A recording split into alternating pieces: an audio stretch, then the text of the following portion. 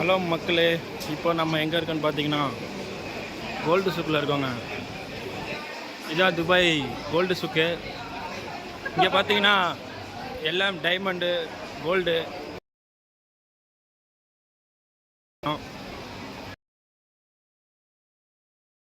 காசு கம்மியாக இருக்கும். இந்தியாவில் வாங்கினா ஜிஎஸ்டி அதெல்லாம் இருக்கும். ஆனால் இங்கே காசு கொஞ்சம் கம்மி. இங்கே பார்த்தீங்கன்னா இங்கே பஞ்சமே கிடையாது. எல்லாம்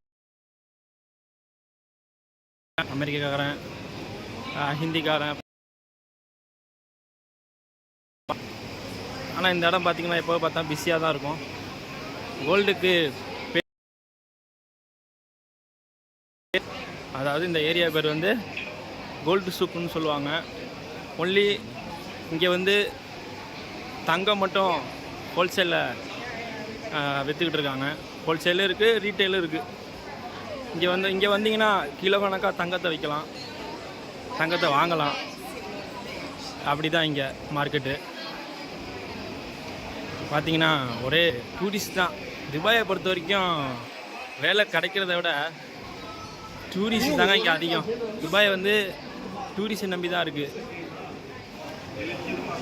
டூரிஸ்டிங்க தான் இங்கே நிறையா வருவாங்க. பாருங்கள் எவ்வளோ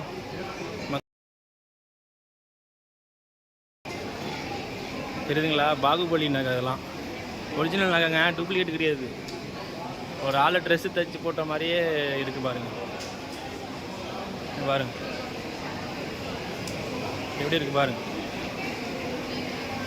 கண்குள்ளா காட்சி. அதான் எப்படி செஞ்சாங்கன்னு தெரியல.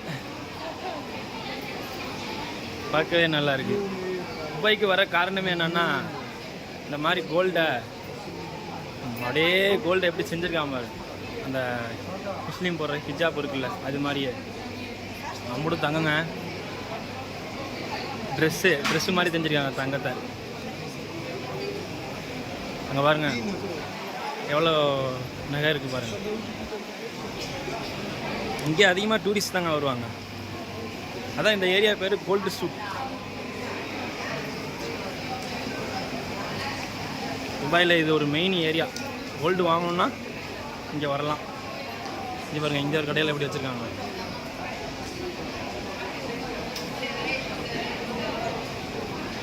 எப்படி இருக்குது பார்த்தீங்களா. பெண்களுக்கு விதவிதமாக செஞ்சு வச்சுருக்காங்க நகை. கீழே சின்னதும் இருக்குது, மேலே பெருசும் இருக்குது. ஆனால் கீழே உள்ளதே நம்மளால் வாங்க முடியாது, மேலே உள்ளது எப்படி வாங்க முடியும்? எல்லாம் காசு தாங்க. எல்லாம் அரபி கடை தான். அதெல்லாம் இந்த ஏரியா எப்போவுமே பிஸியாக தான் இருக்கும். இந்த அங்கே இருக்குது பாருங்கள், இதான் மாஸ்டர் பீஸு. தங்கத்தை எப்படி செஞ்சு வச்சுருக்காங்க. ஓகே, இந்த வீடியோ பிடிச்சிருந்தா அப்படியே லைக் பண்ணிக்கோங்க, சப்ஸ்கிரைப் பண்ணிக்கோங்க. இன்னொரு வீடியோவில் நாளைக்கு பார்க்கலாம்.